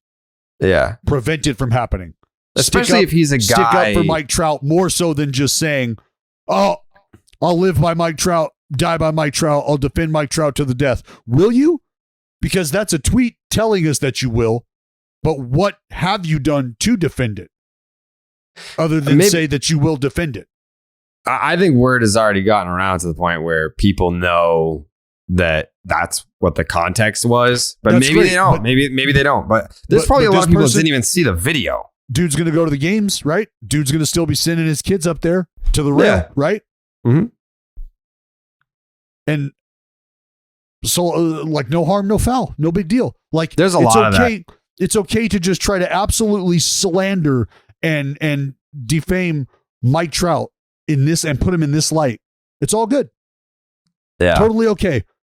Not only do you know the individual, you may very well be doing business with the individual, and in the same tone, just kind of going, "Oh yeah, man, no big deal." So you know this guy? You've seen him around getting autographs? No, I like Jared said, I have been made aware of who he is. Mm. I don't know the dude. I couldn't pick him out of a one-man lineup. But- Interesting. Everybody else around him knows him, and they know how he is. So he's like a top dog. He's like one of the best autograph getters of all time. He's an OG in the game, apparently. Reminds me of a Zach Campbell type, maybe a little misunderstood. Who knows? I don't know. Get to see. Maybe I a don't know, little man. Sending misunderstood. your kids up to get autographs that you're going to resell, there's no misunderstanding about that. We know who those types of people are. Also, needs to be said, thank God Zach Campbell didn't get 61. And let's pray to Jesus that he doesn't get 62. Yeah. Yeah, that ball belongs to Frankie Lasagna. What's his deal? He's just the dude with the glove that missed it? Fuck him. Yeah. No, fuck him. If it hit off his hands, maybe I'd have a little bit more sympathy. But you bring a glove to the game, you get glove on ball and it falls, that's on you. I have no sympathy at all. Like, oh yeah, you fumbled the bag like that. Let's all feel bad for dude. You had a fucking glove. You had a glove. Make the play or don't. Then if you don't, guess what? That $1 million ain't yours. Ain't his. You had one chance, one opportunity to definitely seize not everything his. you ever wanted. But you Instead capture it it, went we to- just let it slip, and he let it slip. He, Instead, it went to Jordan Romano. Yeah. I have absolutely zero sympathy for that guy. Can you Unless do he that? was like, oh my God, like, my family and like we have like all these like medical bills and like that could have like paid for everything and now I'll drop. Then I would have some sympathy for him. But if he's just some dude that wanted $1 million because for $1 million, then But everybody's you got dropped everybody's got a story as to how $1 million could change their life. I mean, not really. Not Not everyone. Aaron Oh, Max is Judge. calling. Max is calling. Max is calling. Oh fuck! Max. Oh wait, why the fuck? Hold on, let me see. All right, wait. Now you're on. Hello. Okay, what's up? You're on there. You're on live. Let's go. We were just talking about the Mike Trout autograph guy. Yeah. What's Okay. the deal with that guy? Have you seen him? Did you? Because the second that video started going viral, you pretty much knew his backstory right away. So like, did you? This is not the first time that he's done this. It's a local guy. Big dog. Like, I don't know. I can't say too much. Like, it's kind of made its rounds. It's just, I mean, I think what everyone assumes, like, I think a couple of good personalities put out a tweet. We all kind of know what's going on here. That's kind of the, like, just trust the signs. Like, you know what I mean? Like, it is what it is. It's exactly, it's just such a bad look at Trout. And I got sent that like 2 weeks ago, maybe 3 weeks ago, asking to like blow it up. And I was like, why would I do that? Yeah. No. So, I would just You say, might be one of the only dudes that I've seen actually get content with Mike Trout. So yeah, let's just flame that connection immediately. I mean, there's just no. It's kind of funny because like even going further, like the guy, because I have a 9 to 5 job, contrary to popular belief, and it's in the autograph industry. It's like an autograph field. So like I deal with like a lot of these people, and they are characters. Like I'm sure you've seen them. I know a lot of the ones that you get are like actual fans. Like they're not trying to sell your stuff. But like I get like find a couple balls. I can always Find a couple tell balls for me. I'll tell them.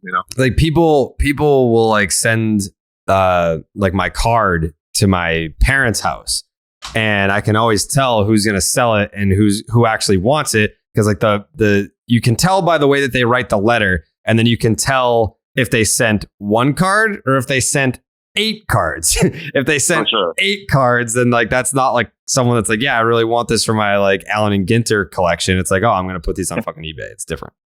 Yeah, no, for sure. And that's kind of exactly how it is with everybody. Not all, like, and then you add in the fact that it's like, I don't know, one of the greatest players of all time. Yeah.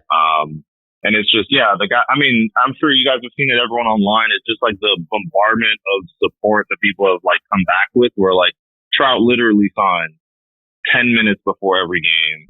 He stops on the way out, stops on the way in. Like he, you know, and he knows too, like he knows the people that sell his stuff, obviously. And I can't imagine putting up that video and then imagine it, like expecting him to sign again, you know, for specific people. You know what I think, Max, and this is where I'm coming from. I don't know how people could know an individual like this, know who this individual is, do business with this individual, and still allow this individual to perpetrate baseball fandom. Still allow him to walk around in the same area where you operate and not have this individual put on blast as to prevent him from ruining the potentiality of a good time at a ball game and maybe an autograph from somebody's player because of his act.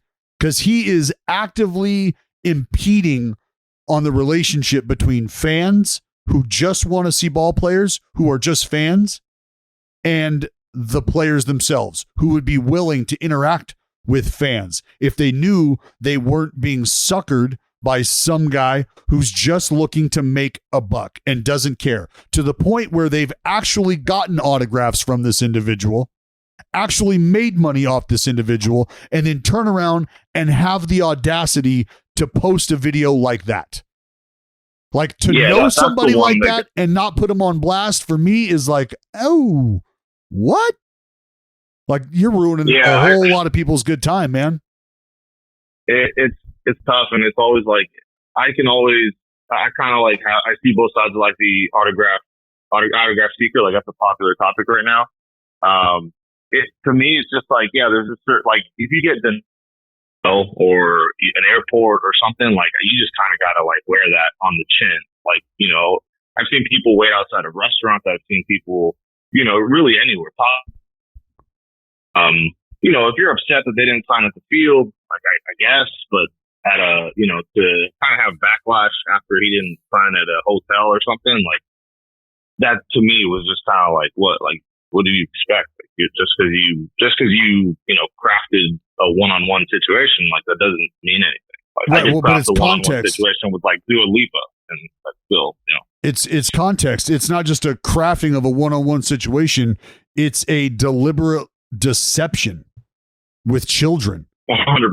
Yeah. Playing on yeah. the willingness to interact. So like, it's like, I refuse to just overlook that aspect of it and be like, oh yeah, you know, I know what he's doing. No, that's a shitbag move. That's a complete and total scumbag move, and it ruins it. And I'm saying it ruins it for guys like me who want to sign autographs for people and who knows fully well what that does.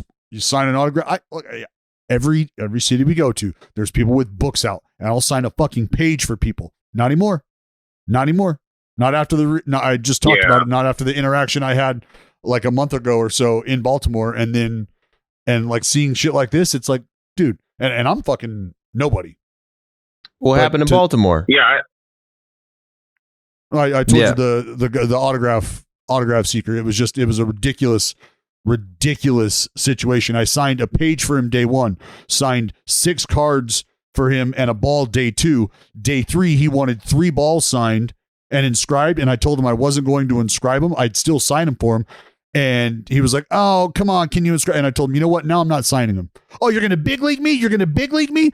And I said, I'm going to big league you? Or did I sign a fucking page for you day 1? Did I sign 8 cards and a ball for you day 2? And now day 3, I refuse to inscribe 3 balls for you, still willing to sign them, and I'm big leaguing you? Am I big leaguing you, or are you way over the fucking line? It was our DT. No. It was, but that's the point. Yeah, like I hate when shit like this goes down. Like, because I mean, obviously, like if it was like I don't know Aaron Judge, I wouldn't even care. Like I'd be like, yeah, what a scumbag.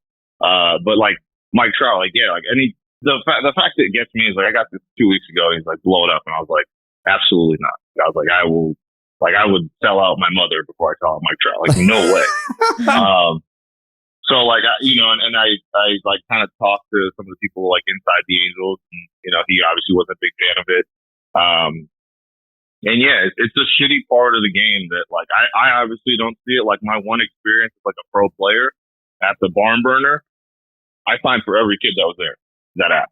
So I can't really like I don't get bombarded like these guys though. So it's really it's unfortunate, and it's the Angels have been out of it since like July, and they're still getting cheap shots like left and right. So it's a full-time job over here. Yeah, no, I feel trying to defend these guys, and yeah, I mean you see them everywhere you go, and I mean I think people caught on to it quick in terms of like what was going on there.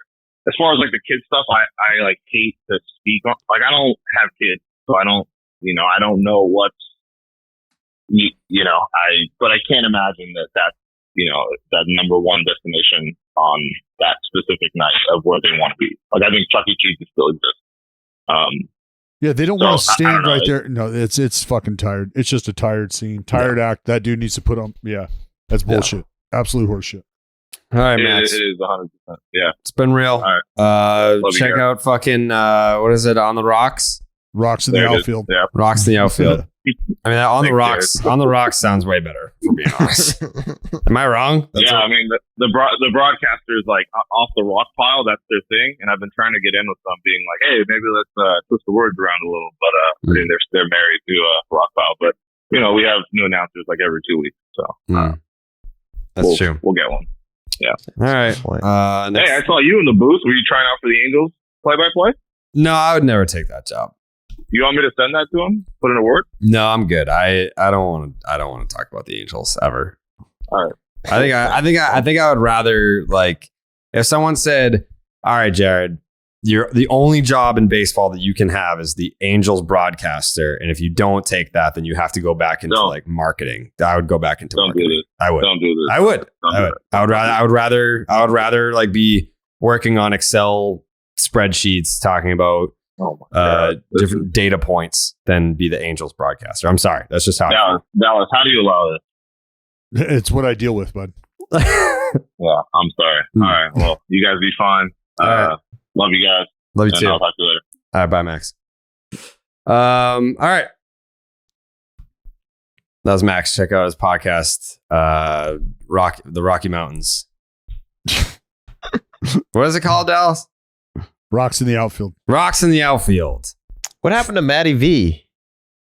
What gig did he get? He's the Angels guy. He's never doing the games. He's just not there. He does them remotely. He does it at MLB Network. Yep. I've seen him do it. They got like a little setup there where he goes into MLB Network in Secaucus and he calls the games from the MLB Network studios. Pretty cool. Mm-hmm. Fuck. Who was it before? Victor Rojas? Where did he go? He hated me. And it was because of Babe Ruth, wasn't it? Remember Victor that beef Rojas. that we got? Yeah, it was 2020. He tweeted something about he's the like GM of the Frisco Rough Riders now. Okay. Yeah. So it was something like Victor Rojas was the broadcaster for the Angels. And then like Pujols passed, I think it was Babe Ruth or something for like most RBI.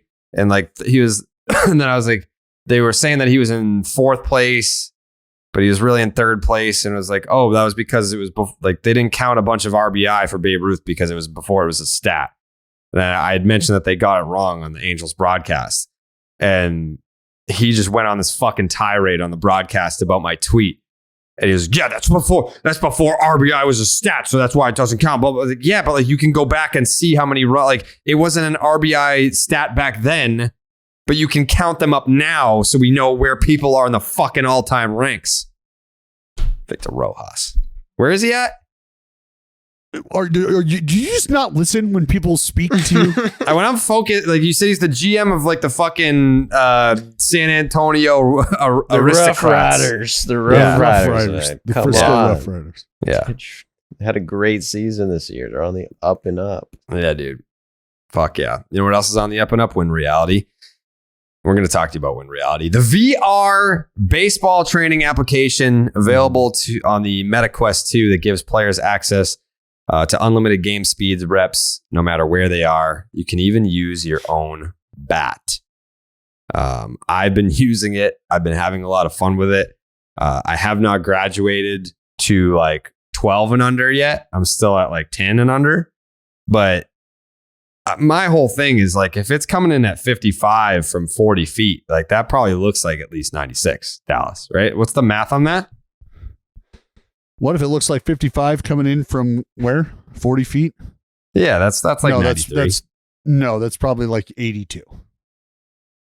That's fast. The Win Reality pitcher library consists of 600 plus pitches from 8 and under to pro.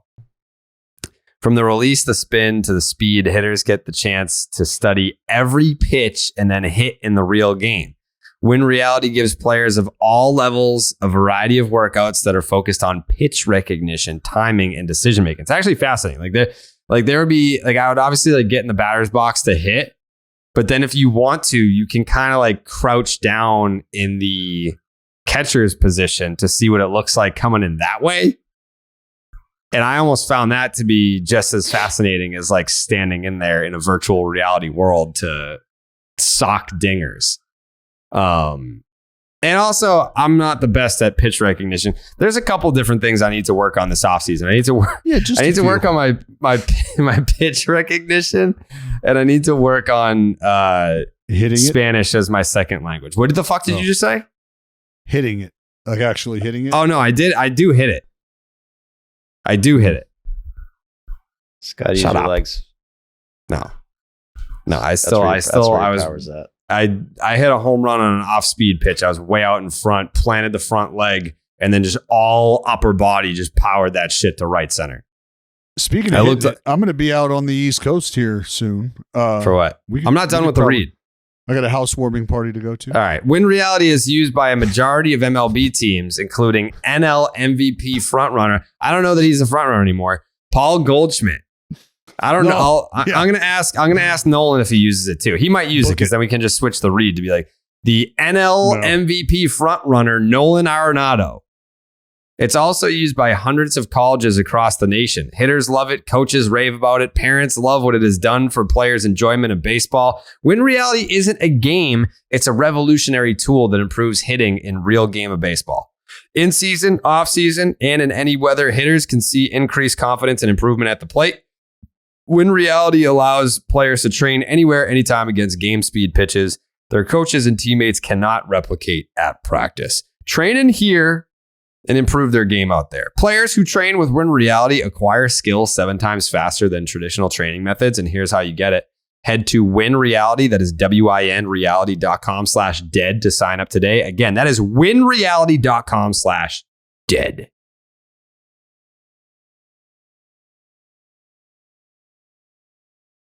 Jake's takes? I just can't believe how much I fucking hate Roger Maris Jr.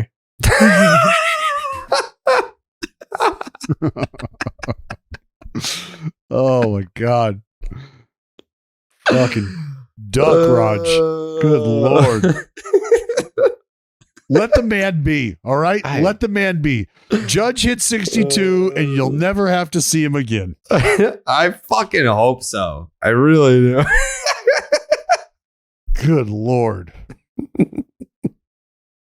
You guys are unbelievable. Unbelievable. Look out for the swinging salmonellas. The what now? The swinging salmonellas. I don't get it.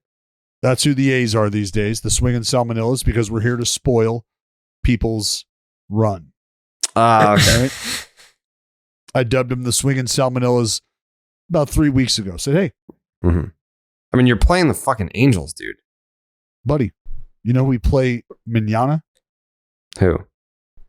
The Seattle Mariners. Oh, okay. So as why would you do that though? Why would you want to spoil what the like? Because we're here to win ball games. No, bud. you're not. No, you're not. You're the fucking A's. Of course you're They not all here to count win the ball same, Jared. They all count ball the same. games. No. Yeah. Imagine if the A's were the reason why. Oh yeah, I want that to be the case because the Mariners It's were not. the You're reason gonna get the fucking Orioles A's into the playoffs right got now? fucking No. stomped last year. No. You guys Yes. are dicks. You guys are dicks. So Trout hit a home run last night against the A's, yeah? Yep. He's almost at 40? 40. And I think it was like 38 or 39 last night. no, it was 38. I think he had 37, 38, Damn. whatever. 38 might be 39. This is like a down year for him? Well, he missed 40 games. I know, but I'm just talking like numbers wise. Like, let's see what the overall numbers look like because I feel like everyone's blowing Judge and Shohei. 275, 360 on base, big. That's way down. The 977 OPS. I mean, because the slug is really good. How the fuck? All right. Yeah, he's How still does good. Mike Trout? He's still good. How does Mike Trout have a career slugging percentage of 586 when these are his slugging percentages for like the last 8 years? 617, 624, 603, 645, 628, 629. I guess because for the first few years of his career, he fucking sucked. And the last Yeah. two seasons are very abbreviated 2020, Yeah. 2021. Yeah, you're right. You're right. But he did lead the league in slugging percentage to 2017, 2019. Fucking kid's a slugger. He's a slugger. He's a 38 slugger. homers. Is Mike Trout mid? Wow. Go home. I think we're gonna have that conversation next week. It's Mike Trout mid. That's what we're gonna lead off with. Is Mike Trout mid now? I'm not having that conversation. No, you'll be there. He doesn't deserve that disrespect. Tune in next week on Baseball is Dead, where we break out the conversation that everyone's been dying to hear. Is Mike Trout mid? Are we going to be convening? Yeah, we'll be convening again before the postseason starts. Yeah, what the fuck day is it today? It's Thursday? Thursday, Friday, Saturday. Yeah, we'll be back. As the last series of the season are being played. Well, the that playoff night. picture should be all but rounded out I don't by know. that point. I don't know. I think so. I don't think so. It'll be I nice don't to think see. I don't You think don't think so? Philly, Milwaukee is still going to be up in the air by that point. I would think. I think by the third game of that last series for Philly against Houston it's probably gonna. So you just got Milwaukee in the playoffs. That's what I said. I All said right. what I said. You did say it. You actually had the balls to say that it will happen, not just that it could happen. Yeah. All right. Well, we'll be back on Monday. Enjoy Mets Braves this weekend. Philly fans, hang with them. Milwaukee, we're coming. And fuck Roger Maris Jr. We'll see you next week. We out.